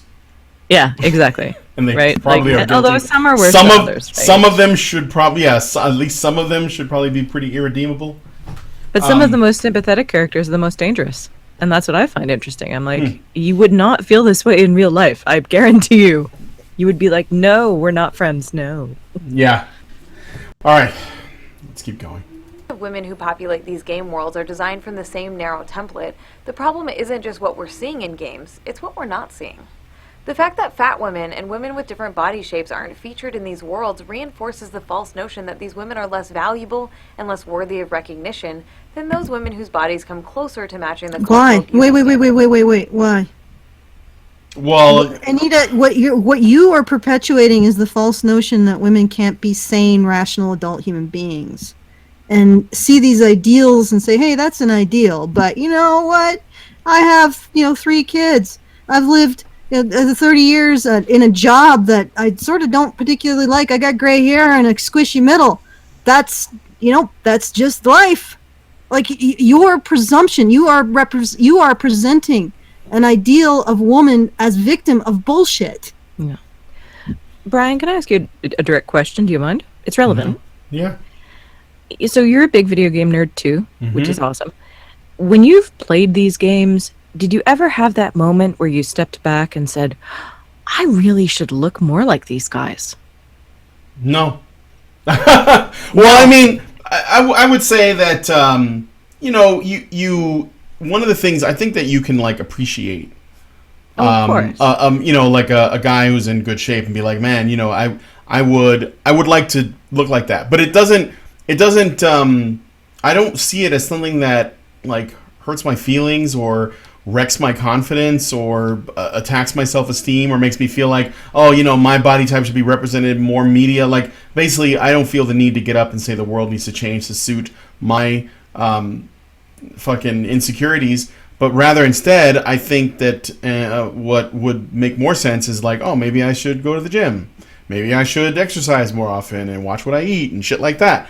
But I don't think that video games necessarily do that. So no, I mean, to be honest, when I played a game, I never said I wish I looked like that guy or I wish that guy in that game looked more like me. You realize... Thank you. Okay, Anita, you realize that if we made fat women the ideal, women would start to develop a new stricter and stricter and stricter and stricter and stricter ideal based on fatness. So you'd have to be exactly this amount of weight. You'd have to exactly have this amount of folds. Your face should be exactly this many centimeters wide. You realize that's what women would do. And then you would have skinny women upset. Women who don't have exactly the roundness of face upset. Women who don't have the requisite 7 rolls upset. It would never end. It never ends because the problem isn't with the ideal, the external ideal. The problem is with the internal ideal. Either change your life to make yourself look like the external ideal, or just accept the fact that you are a fucking muggle and you're not going to look like a supermodel. Anita makes it seem like the way that women and men absorb their media are completely different.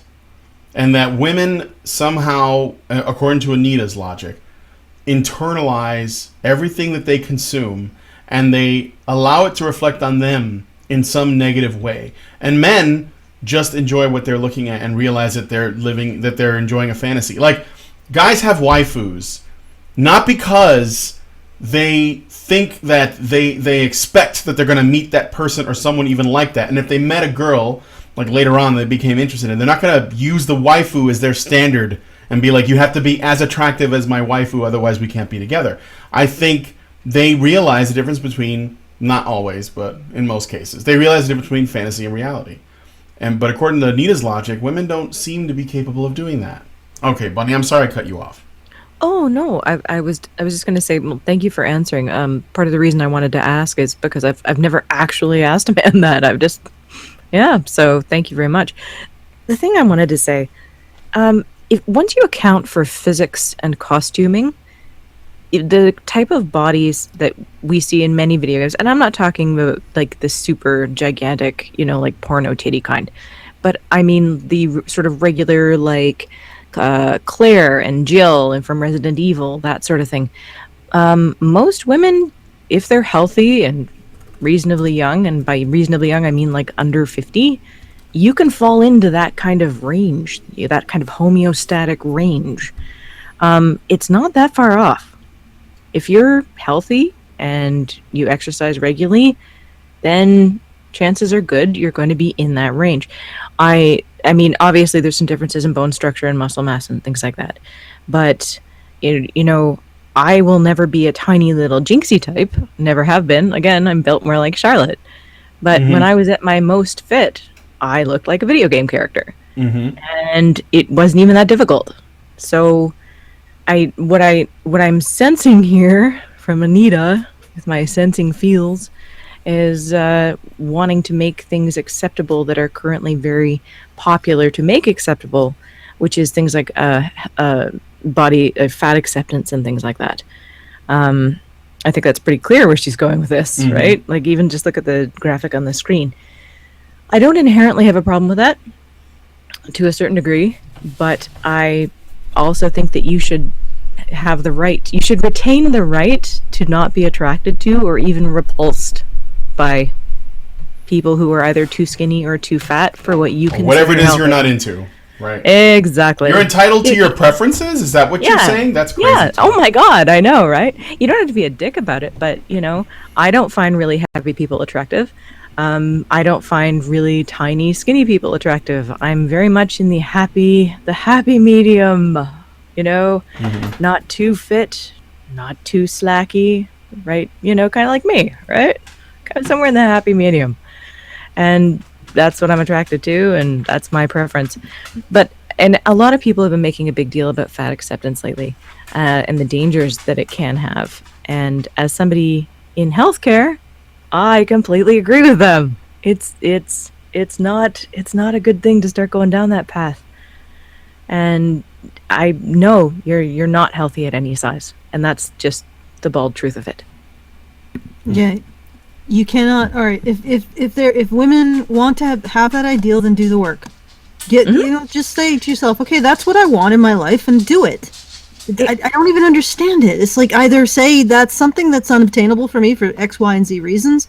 I'm fine with that. Or say, yeah, actually, this is something I want, so I'm going to give it to myself.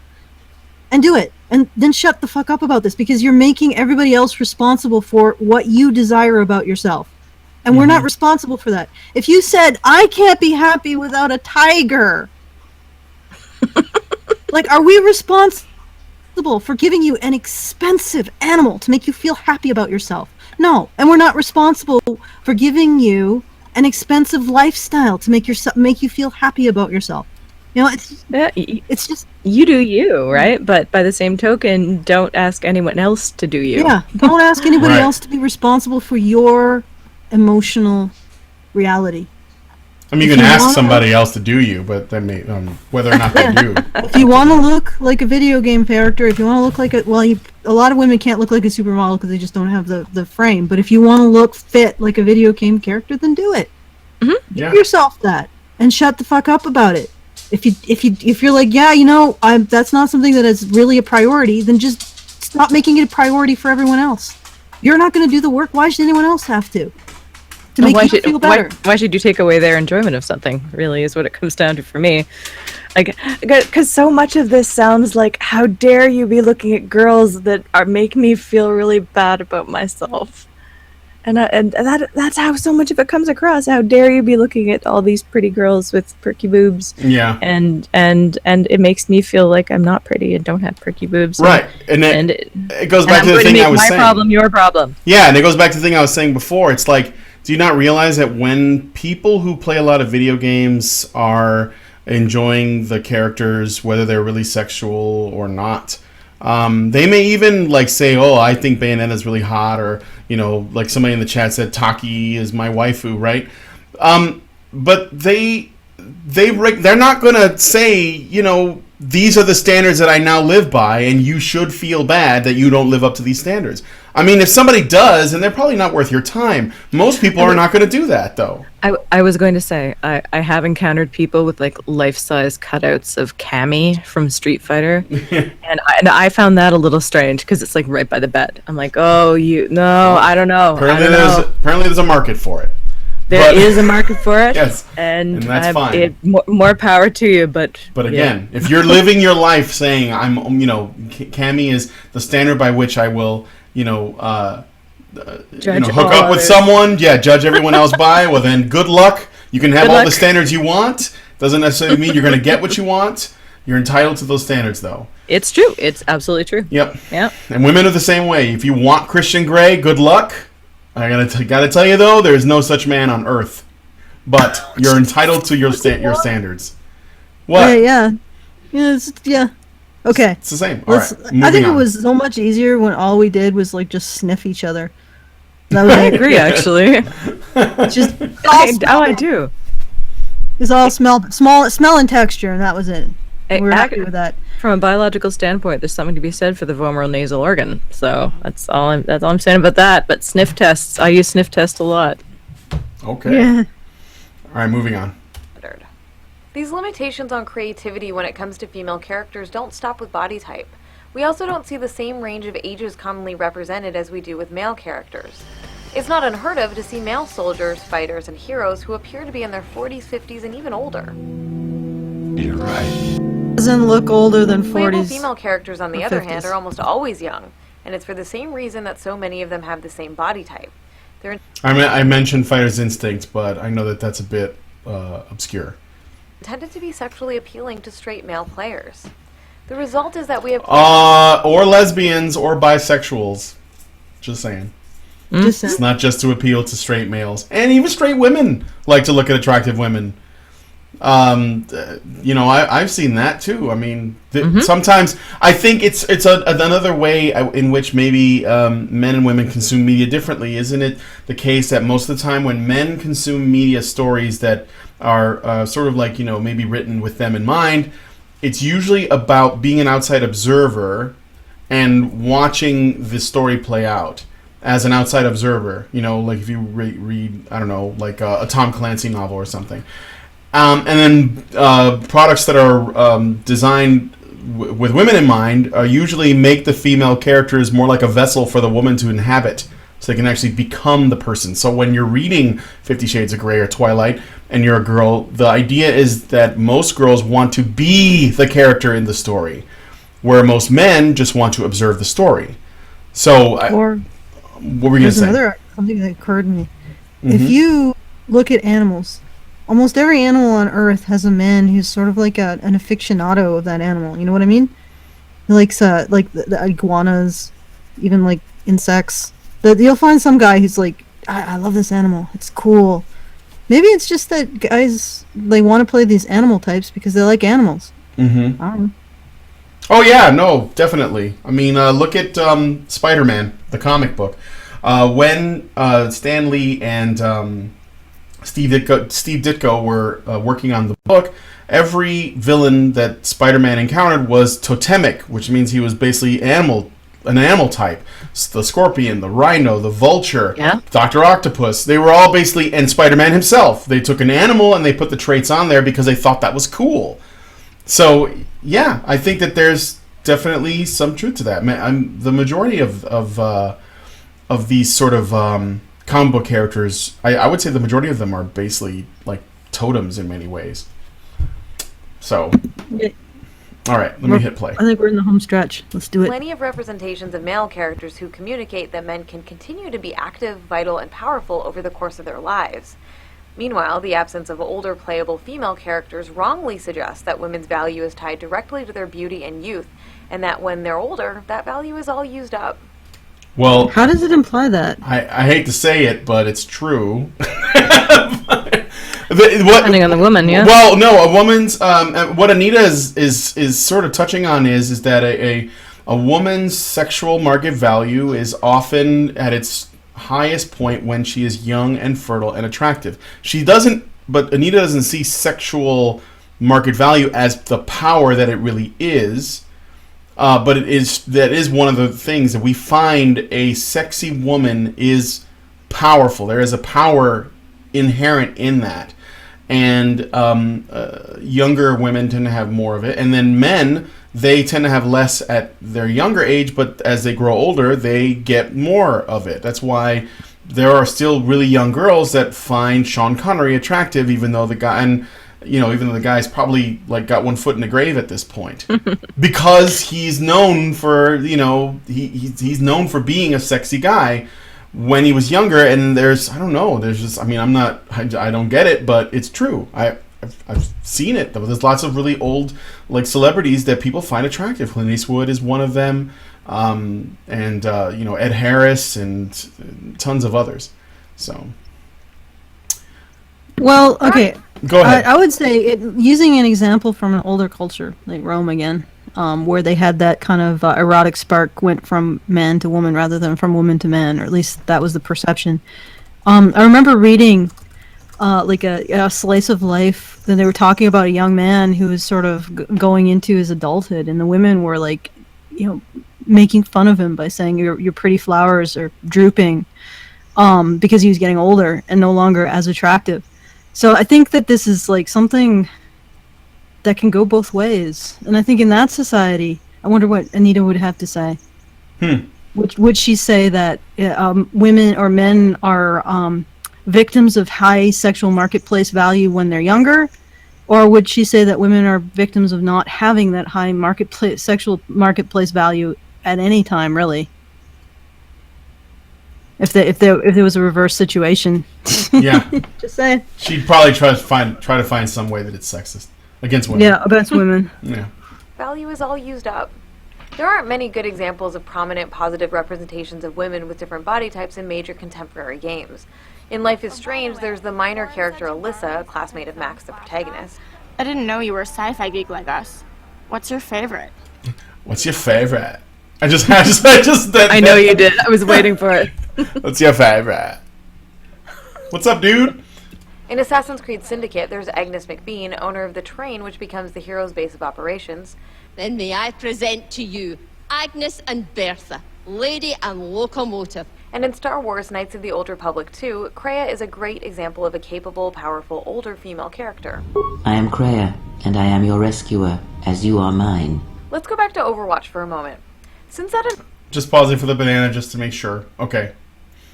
initial reveal, a few female heroes have been added to the roster. There's Mei and Zarya, both of whom have body types that are notably different from those of the originally announced female characters. Alright, I just gotta say that Mei is not fat. She keeps saying it, feminists keep saying it. Mei is not fat. Mei is wearing heavy clothing.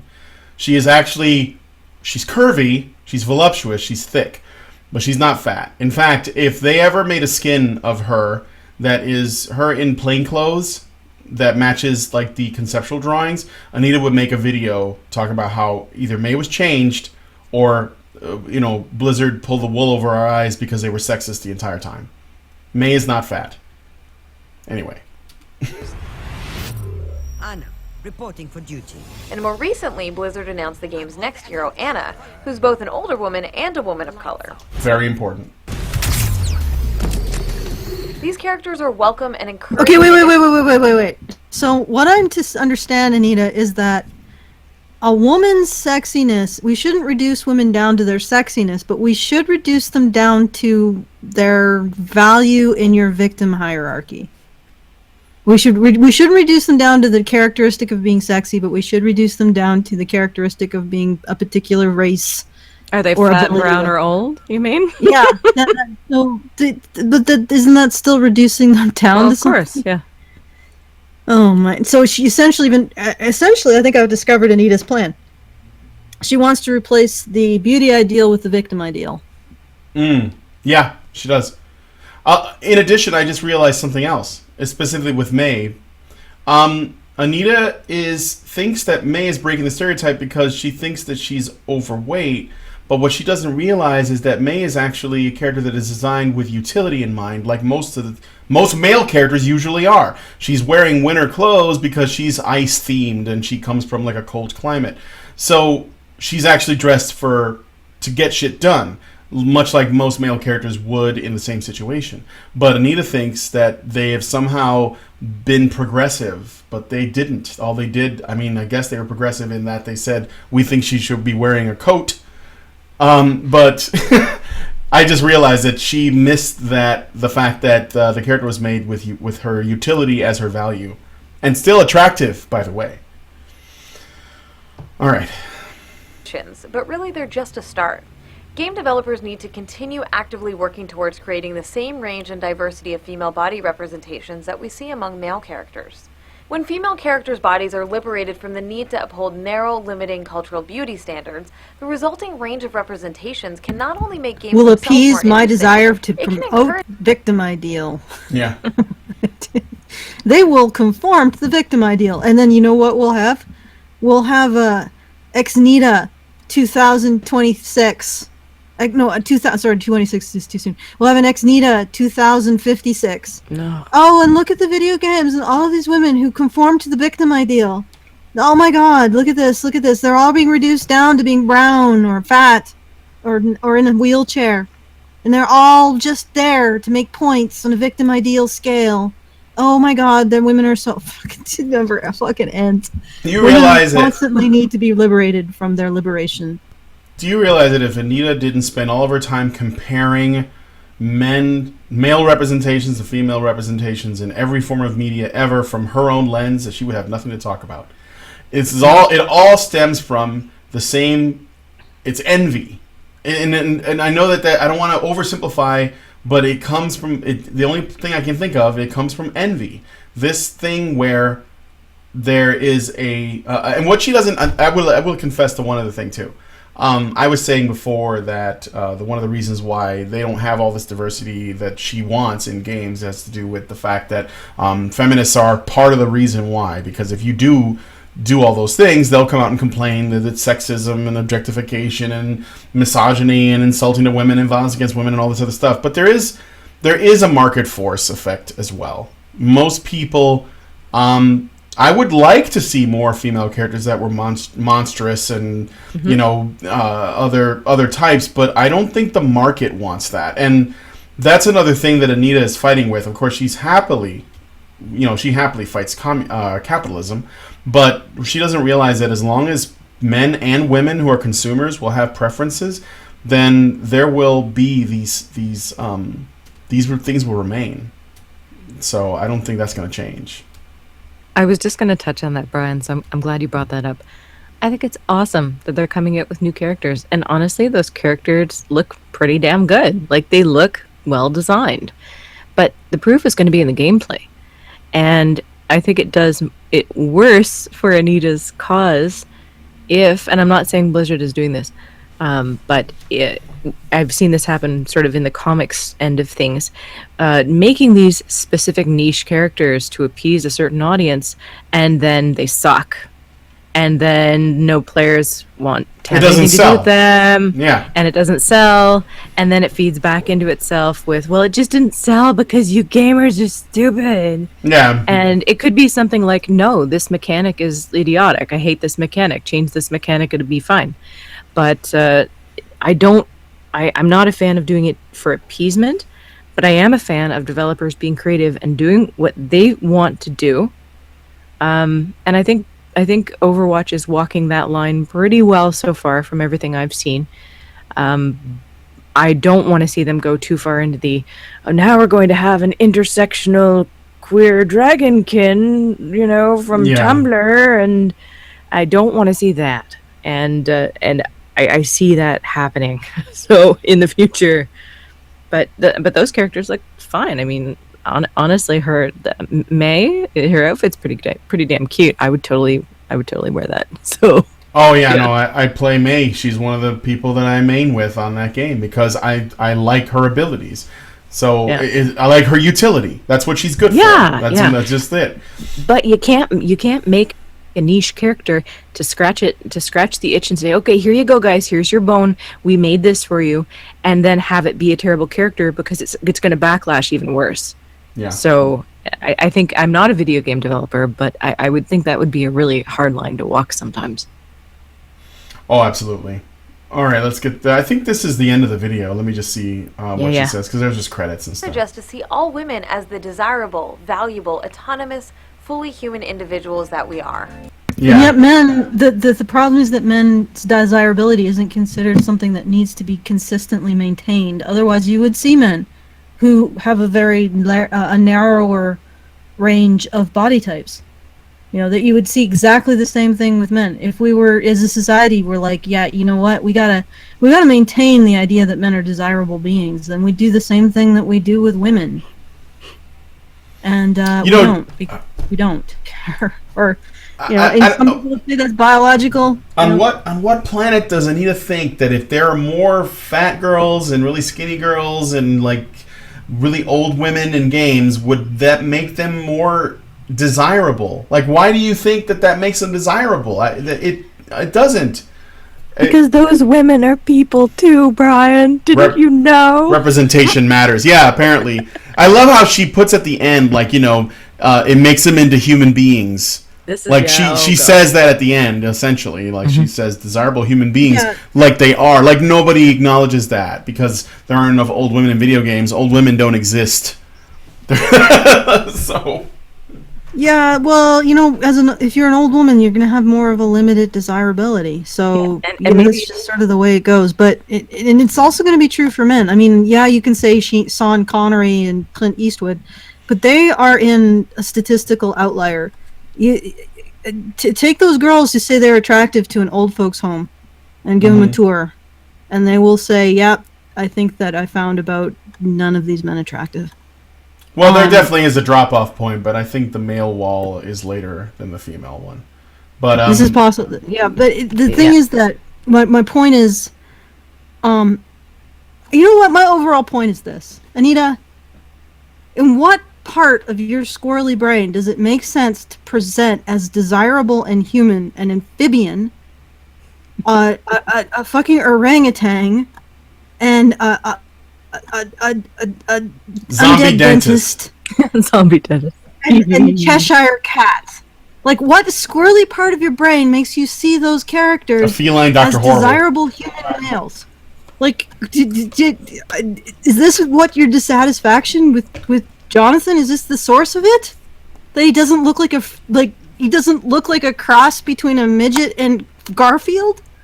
Like, is this it? Is this the source of everything? Because I think if you have this kind of disconnect with the average human being, I don't know how you can posture over these things. If her argument is to normalize representations of your average woman in video games, then I don't think holding up pictures of anthropomorphized tadpoles is necessarily the best argument for normalized depictions of men.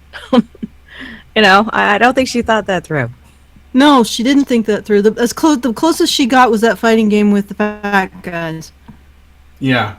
Except that they are comedic and villainous characters, and she got upset when there was a fat woman who was a comedic and villainous. Yes. Yeah. Exactly. That's what I'm saying. It's there's no hope. Again, developers. There's no hope. Don't stop. Don't. Yeah. There's no hope. It's not going to work. No. Marvel is tanking in comic sales because they're trying to please these people. They're on borrowed time. Okay. All developers, all creatives, all everything. This is the swamp of despair. Do not enter it. Yes. And my final 2 cents on this, because I think we're probably wrapping up fairly soon. We are. I don't play fucking video games to have my mind expanded and become a better person. I play video games to shoot things, kill things, fuck things, steal things, and generally get away from the stress of my life. So keep that in mind, developers. I mean, it's not to say I don't like good story too, but if I play Resident Evil, it's because I want to headshot dead things. You know what I mean? Like, if I play silly fighting games with physics-defying boobs that bounce up and down, it's because it makes me smile. So if I want a fucking social justice warrior lesson, I know lots of places I can go and be educated, right? I don't want to become a better person through video games. I just want to sit on my arse and decompress and hang out and trash talk my friends and then go back to my real life. That's all. Don't ruin them. If I were to play video games, if I were to get sucked in, usually I play them because I don't know, it's just that I become addicted and I can't stop. But it's I don't even have a conscious thought at that point. It's like you don't watch fucking porn for tips on courtship. You know what I'm saying? Mm-hmm. Like, let it be what it is. She's basically the equivalent. I mean, we said this before, but it's like going through. This could have been like some right-wing religious nut job in the 1980s talking about what porn does to young minds. And I'm sure that they exist today doing the same thing. And here we're doing this with someone who many people would like to have believed as a feminist was looking to liberate and unite. Now, of course, we know better, but I think most people believed that was what that was about. And I feel like I'm arguing with a priest, and I know that I am in many ways. When I'm trying to refute not this really, woman's because arguments. a priest probably would want to actually create a functional society and happier people. Right, they would have a solution in place, basically. Well, yeah, and also a priest has a book that says don't be self-righteous. Her book says be self-righteous as much as you humanly can, because self-righteousness is close to godliness or femininess or some shit. And so I just wanted to put that out there. No, that's fair. That's fair. The religious bashing is... Not everybody here is an atheist. Just want to say that. Okay. Well, I wasn't trying to bash religion, per se. It was more about cult-like behavior, but I hear you. Yeah. Yeah, well, I mean, like a lot of priests, they want to serve their communities. I don't know what the fuck community. Anita does not want to serve the community that she supposedly is part of. She just wants to judge it and make money from judging it. Yep. She doesn't like. I don't think she has the wisdom or the expectation of self mastery or anything. It's like religion with none of the positives. Like none of them.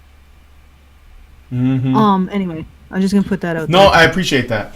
Okay, so I guess we're done. Anita has nothing else to add, and I like that this line is cutting her in half like a samurai sword. I'm trying to figure out if the bottom half is matching the top half. I think it is, but it would be cool if it sort of slid. It is, but because her hair is swept to the side, it's creating almost like a parallax sort of effect. It's kind of cool. It is. Yeah.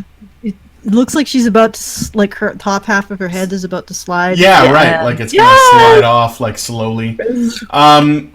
So we did get something positive out of this. Pepe. Fruit Ninja. Pepe.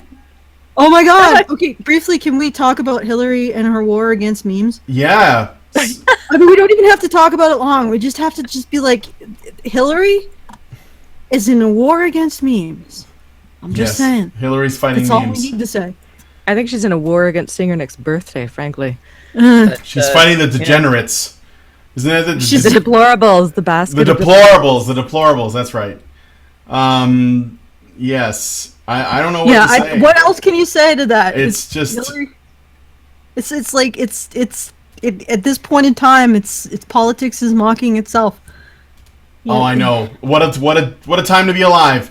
Pepe the Frog and she's talking about him. What a time to be alive. Yeah, this is the most exciting American election I've seen, and no good is going to come out of anything that happens. I'm sitting up here up north, popping popcorn, going, no matter what happens at this point, somebody's going to riot somewhere. You know what I think would be the icing on the cake is if because the debates are going to be coming up pretty soon, right?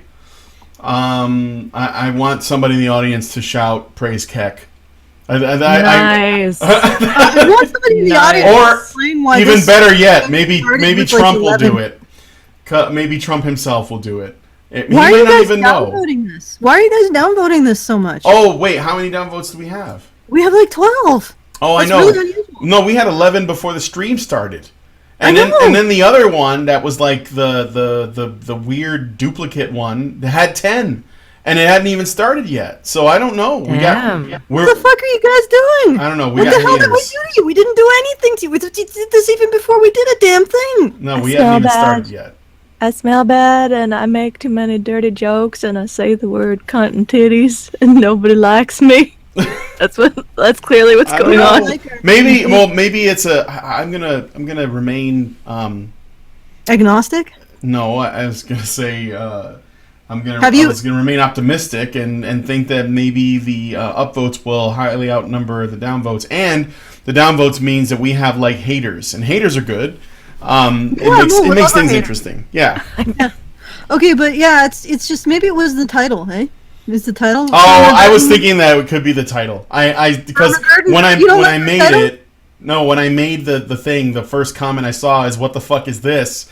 And I was like, well, you don't like XxFirermahgerdden and the Rezerkening 420 YOLOSWAG chat 43.69 XDX over 9,000 body types, or I can't hold all these body types, or the number of body types is too damn high. Yeah, well, apparently they don't like the fact that we make our titles confusing. Yeah, we intentionally made this one confusing. So I don't know if you could see that. Best. I like those titles the best because it's like roulette. I never know what is going to happen when I click the link. I love that. Yeah, but people don't like change. They're like cats. You change one thing and then they piss on your hair. Or your head. I added the 420 YOLO maybe swag. They wait till you like get out of the bed and then they piss where your hair was. MAGA. But it's definitely a message. It's definitely a message. I have been very fortunate in that my cats have never I've apparently never pissed them off that much. Well, they're fairly easy to piss off. Oh, It's just man. like a YouTube audience. You change one thing and everybody goes to fuck. Like, it just, everybody's like arching their back. Oh my god, I've seen that though with like backgrounds. I've seen, I liked the other background better. It was a light blue and now it's a dark blue and I don't like the dark blue. I'm serious. Someone freaked out over my hat. I changed my hat because I lost my hat in Britain, so I got a different hat, and they were like, "I don't know what to think. My life, I'm confused." I'm hoping some of them are tongue in cheek though. Like, but, yeah, I think a lot of them the are. blue background was very serious. It was like, no, I just don't like it. I just don't like it. I don't like it. I don't like it. Those things have changed. Change is bad. All right. Okay, yeah, no, we're just getting silly now. Hillary, Warren memes, very funny stuff. And the 420 YOLO swag bit, I just want to throw in there.